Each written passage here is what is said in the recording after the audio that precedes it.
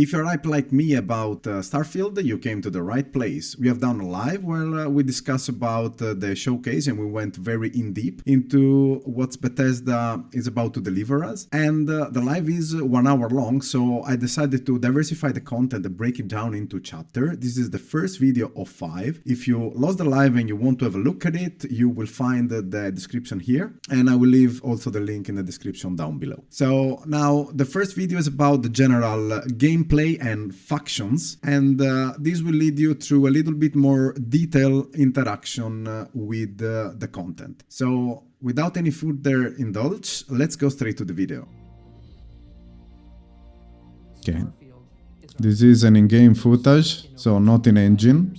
But it's still a Bethesda RPG through and through, where you step into a new world and you get that feeling of unlimited possibilities. But this time, it's not just one world.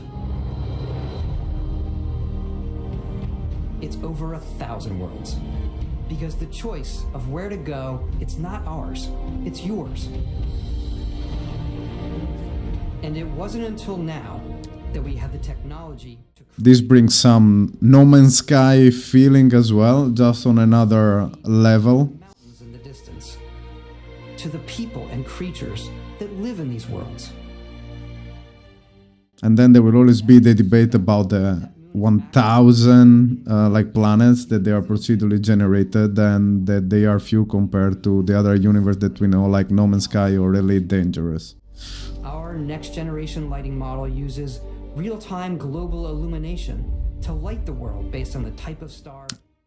This it will be a very nice thing to see how the lighting effect works, because it's been one of the most difficult challenge. Also, like if you think of Elite Dangerous, when they switch the engine from Horizon to Odyssey. And you can play it in first person. That's very good. It's like Fallout. We love exploration and rewarding it, but you do explore differently in this game given its scale. Yeah, also in No Man's Sky you can do exactly the same, like scanning and gathering resources. This one looks a little bit more realistic, let's say. Even stumble upon something unexpected.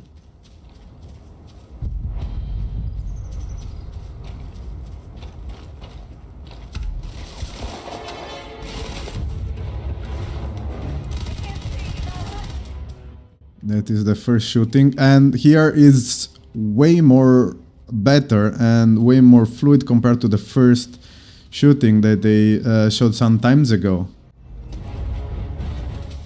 You can combine the jetpack, and here I'm gonna stop for a moment.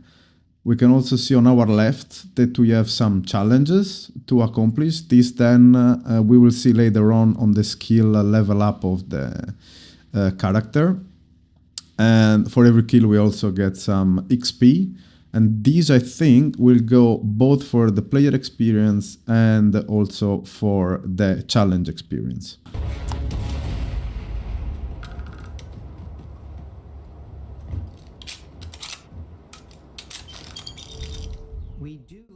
We can loot, and looks like we can loot a lot of stuff here.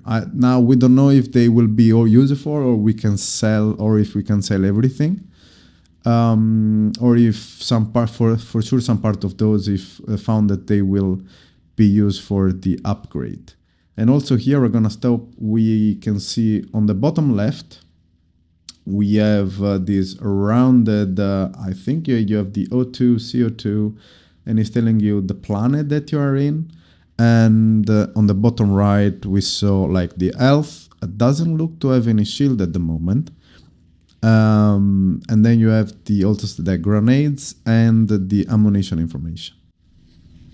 That in your data menu. This is the hub for everything you're doing. Okay, the data menu. Let's try to stop here and figure it out what we can see. Okay, on the top left we have I think is the planet, the Porima for the sea. Abandoned mine is the place where we are actually in. Then surveyed 44%. Now This, I don't know if it means that it's been discovered by 44% by also other players, even if it is a single player game. We know that it requires an internet connection, or if it is the part surveyed by you. Then at the bottom left, I think you have the stats of your ship. The Frontier is a class A with 2 crew. Also here we don't know if we have actually 2 crew now, or if the maximum crew that we can actually have. And it can jump up to 20 lights here. So that's gonna be interesting. And the state of the hull. Also here we don't see any shield. So it looks like it is a normal indication of the hull stats. Then on the right, we have the laser. We have a kind of a perk, a certification. Actually, I have no idea what this can be. And the skill point, I think those are the skill point delivered to the type of certification. And then the weapon is the Refined Ion. I think this is the name of the pistol. I don't actually know if you can rename it like the weapon like in Fallout. That we will have to see. And the mass, I guess, is the weight that we are carrying. So 97 out of 145. We have also to see if it's a weighting system like the other RPGs, like if we have reached the maximum mass that we have, we cannot walk or run anymore, or if it doesn't affect it. Then you have the character in the middle, the health, as you see, it's full, and the level of your character. And also the faction, I guess, is that little rounded thing below. I think, yeah, I have the cursor here, this one over here. So anyway, let's see the inventory. We have the advanced Grendel rifle. So I don't think it's these pistols, because it's a pistol, it's not a rifle. And I think, yeah, here we have the favorites with the heart. So this system is very like Fallout. And you have, this is the type of damage, I guess. So it looks like it's ballistic. We will see later we have like the ballistic laser, and the other one was magnetic. And then the ammo type, the magazine, how many rounds we have, the fire rate, range, accuracy of this pistol, I think is without the attachment. How much does it weigh, the value, and how many mods we can actually put on it. We love to pack a ton of detail in every object, from all of your weapons to spacesuits to... Let's see the suit. Now, you have also here the resistance, I guess, the energy, this EM, actually I don't know what it is, and the thermal, corrosive, radiation, and airborne resistance. Those are all, looks like also No Man's Sky, you have different type of upgrades for the suits. And depending on which type of atmosphere and planet you are in, you can upgrade all of those. So far it looks like a good pack thing here. Then you have your credit on the bottom left and your mass. Food, we just obsess over the details, and food, we obsess over food. Okay, food here, we can see that it restores health. Also here, like Fallout. When you're done exploring, you can walk back or fast travel to your ship. We have companions and crew you can take with you. I left Vasco here back at my ship. Welcome back, Captain Howard. And he can even say your name. Let's head out.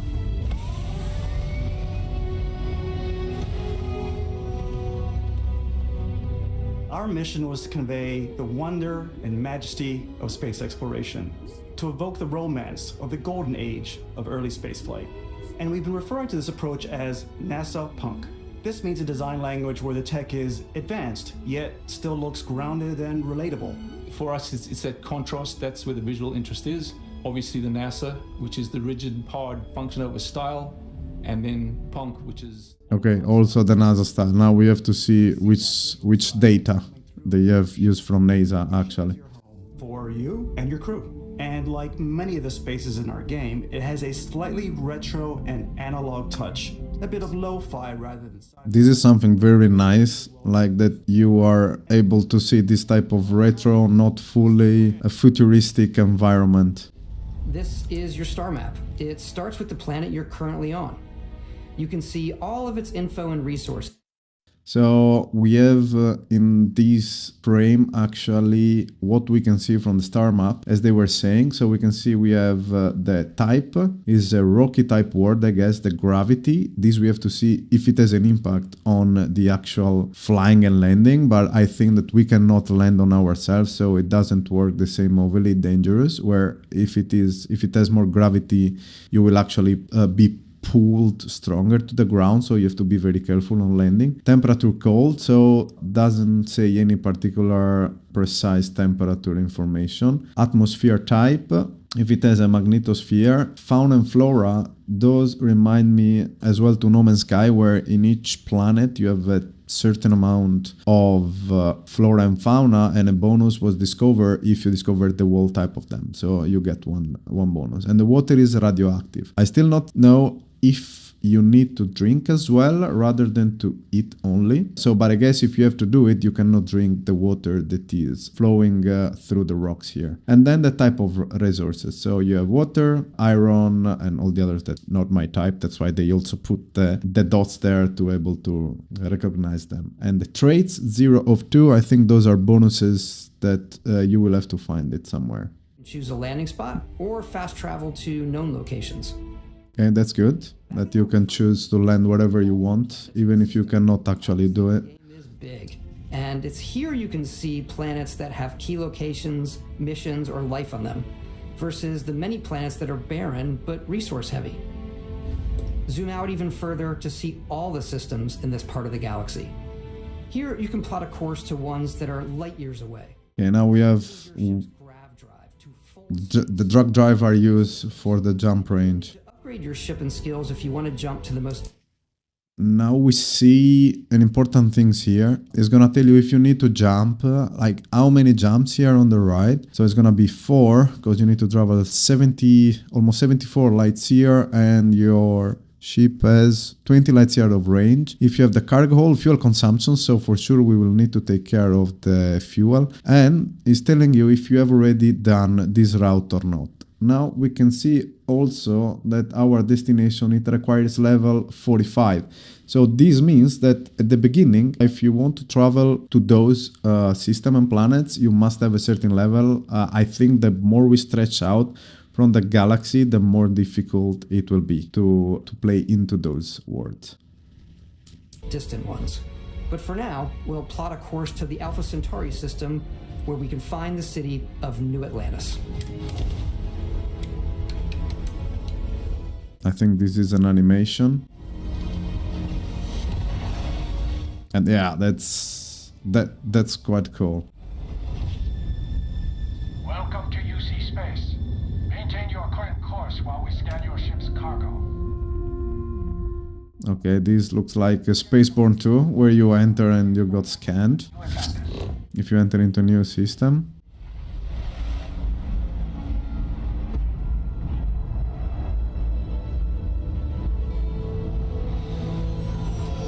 As soon as you land in a city like New Atlantis, your eyes are guided upwards to just these boundless, vast buildings. It's the biggest city we've ever made, not just in size, but also in the... I'm very curious to see how many different type of cities there are, and if some are replicate as well during the game. The city is obviously what supports the story. We try and tell as many small stories as possible. This is a Colony War memorial. It's a few moments of gameplay that make the space feel like it's full of real characters that are going about their day-to-day lives. It's paralyzing if you really stop and think about it. So you can buy food. There's also Star Citizen Wise oriented. Constellation begins. Welcome to Constellation. We have a lot to talk about. By the time you meet them, Constellation is sort of seen as this mythical group. Most people don't even know they exist anymore. They're the last true explorers in the galaxy. So factions here as well. So if you are familiar also with the old Fallout game, that's gonna be very, very important. We have to see if you align with one of them, what will bring to the game and to the development of the character, of course. Fact, if you could place it on the table here. Oh my god, look at how it's coming together.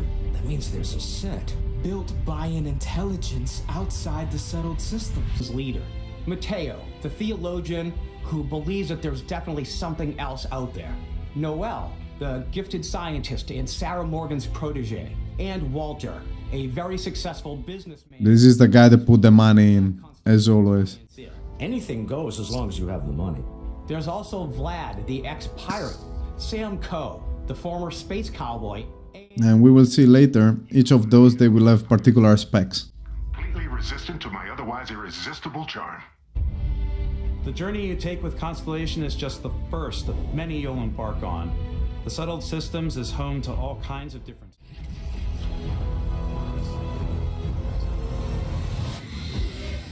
Okay, those are the stuff that I like it.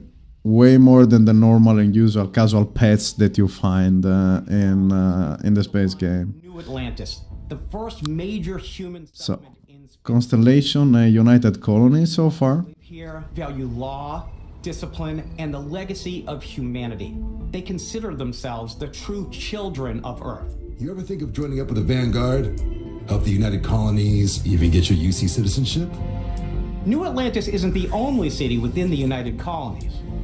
The city of Sidonia on Mars to this day serves as the largest mining facility for the United Colonies.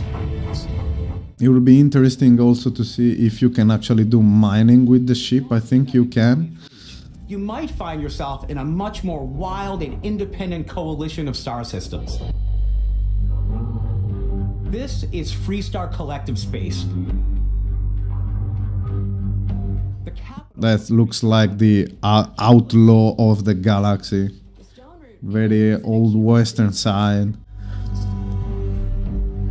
A ranger relies on judgment and intuition to do what's best for the people.